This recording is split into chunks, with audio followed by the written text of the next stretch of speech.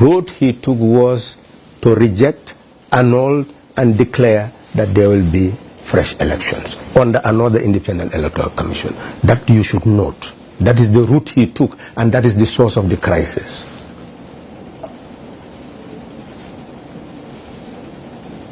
When that declaration was made, and a threat that he will not tolerate any demonstrations,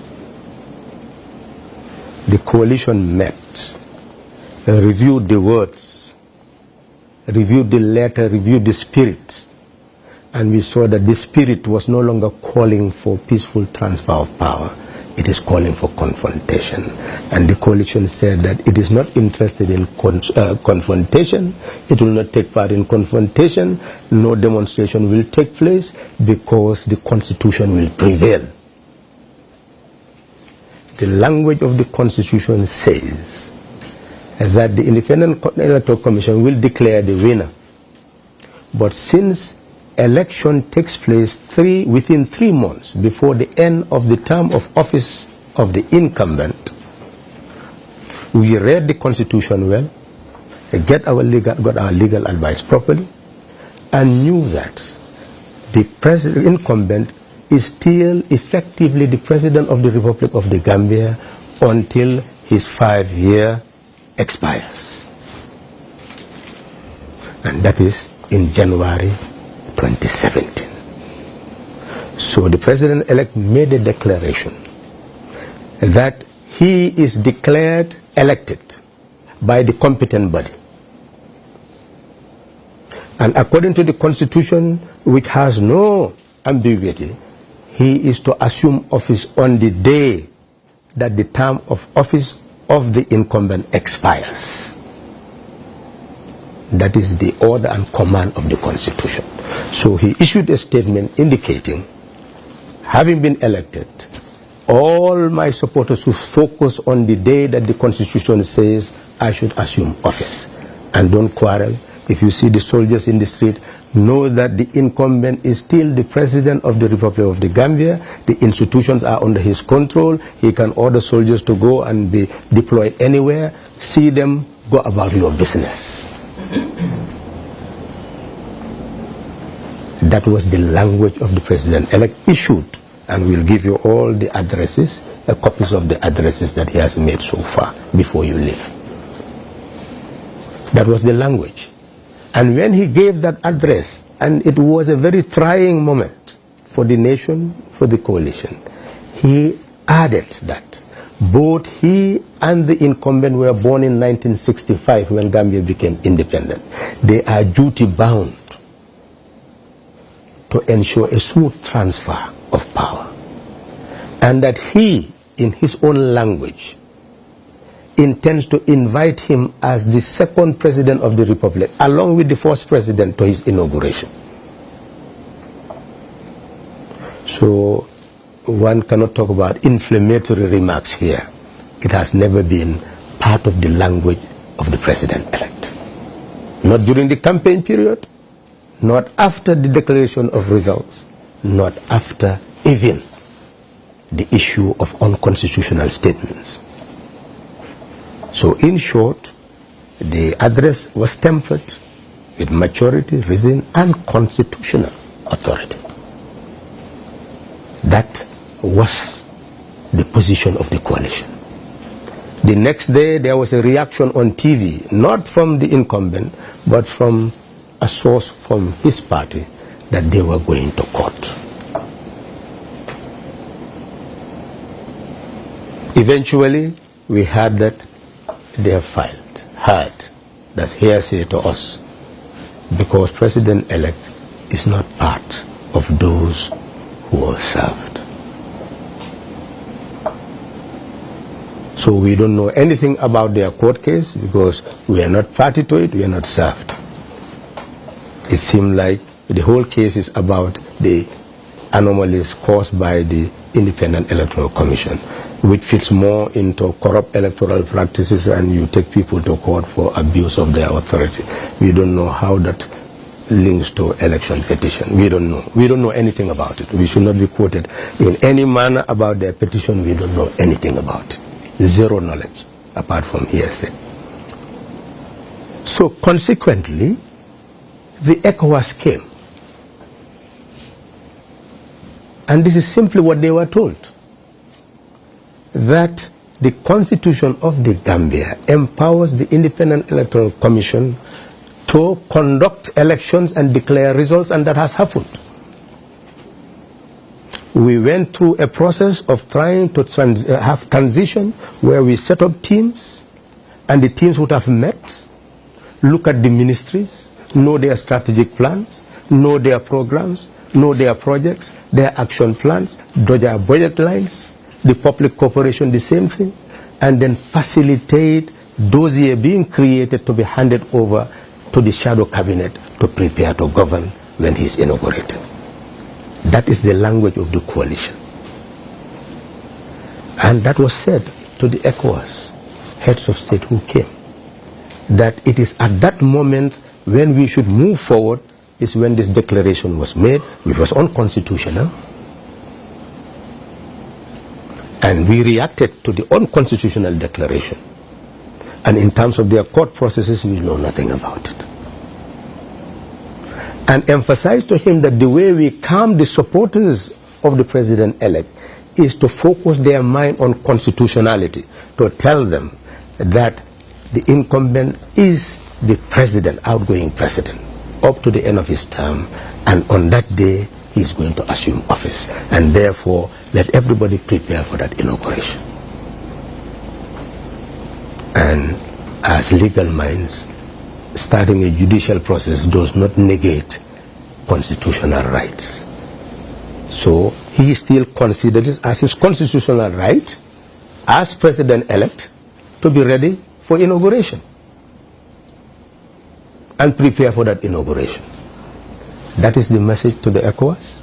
They gave advice that what has been done, they've heard that our supporters here and there had conflict. We said, yes, there could be skirmishes, and we heard about skirmishes, but we now establish a National Reconciliation Committee of the coalition. Anywhere we hear conflict, we send them there, and we have solved. If you talk to the Inspector General of Police today, and you should do that before leaving, he will tell you that our National Reconciliation Committee had met him several times and had told him if he hears any conflict anywhere before he acts, let him inform us and our team will go there. And it's a mobile team. Any time of the night they will go, and they have been doing it. And we have solved all the problems that came to our notice amicably, without court action, without prosecution. We've been told of languages used. We said, well, maybe at the spur of the moment, everybody can say anything. But all those people who were accused of making those statements, we went back to them, they will say, we've been misquoted here and there. So we felt that we've put our house in order, that statements are issued by the proper authorities. And those who have been uttering those statements had not been quoted of saying anything that threatens public peace, that threatens others. And here I will come to conclude. We believe it's an invention to talk about prosecuting the incumbent. The language of cyberspace, of the online media, etc., who has control over them? They insult anybody, they say anybody, because they are in different factions. Some will be your supporters, some will be your opponents, so they are likely to say anything. That's the way of the world today. But people must be fair in their comments. And this, the incumbent, I hope, is fair in the sense that he will not say anything that the president-elect has said, had him say, or the spokesperson, or any authorized person that threatens him. The first language in their communication was public. I congratulate you, my doors are open. You've had experience 22 years. I may have cause to come to knock at your doors to consult you. That was the language from the president-elect, recorded in public space. And I hope anytime you meet the incumbent, you will remind him of what we had said, what the president-elect had said. At the most critical moment, when he said he has nullified things and he had no power to do so, the reaction could have been to attack. We are going to do something, something will happen. But there too will give you the address. We are all born in 1965. We should be committed to the supreme interest of our nation so that we can make history together. This has never happened. You will see it in the address. And that what I would want is to invite you as the second president of the Gambia with the first president to my inauguration as the third president of the Gambia. You will see it in the address. And through radio interviews, etc. Push to the hilt to say something about injustices that may have prevailed. He said, yes, justice is absolutely essential. And injustice should be redressed.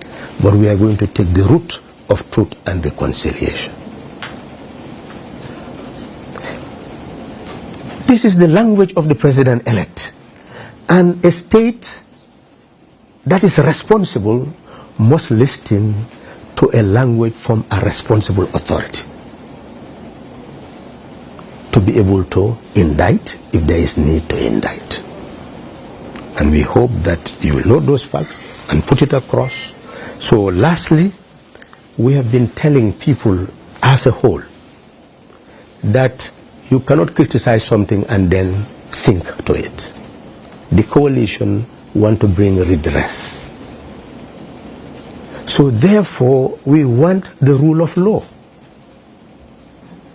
The incumbent is still the president of the republic. He has not been indicted. Nobody has said anything about him. So what brings about exercising prerogative of mercy or amnesties, etc.? That's not the language of the coalition. The language of the coalition is we will respect constitutional authority, which states that you have a judiciary, you have an executive, you have a legislature. It's not the province of the president-elect to talk about anything in that regard. That is a matter for the judiciary. And it is not a matter for the president-elect to get into the prevention of presumption of guilt of anybody to talk about providing some amnesty. We believe in the presumption of innocence. That is even after you are indicted. But nobody has been indicted. We have not even taken power yet. So that's not at all the language of this coalition. And we have all the documents to show that in our discussion, in everything we have done, we are preparing to be committed to democracy, the rule of law, respect for human rights, justice, good governance. Because we believe that that is what is enabled to endear Gambia to the whole world, so that investors will come, so that we'll be able to make progress. And that is why my conclusion is, as far as we are concerned, we are fully constitutional, we are constitution compliant. And at this material moment, there is no constitutional issue that bars him from preparing for inauguration. And from the language of ECOWAS, we have not seen any of them saying that they are going to flush the incumbent out. Our language is their language, that the incumbent is the president-elect. That is indisputable. And that when the term of the incumbent expires, he should assume office. That is their premise. And that is our premise. And we are working on that. And they are saying they will come when that happens. If anything happens in between, that's a new element. We will not speculate about that. We don't know about that because it does not exist. What we know is what we hold on to. And that's what we tell our supporters to hold on. Thank you very much. That's our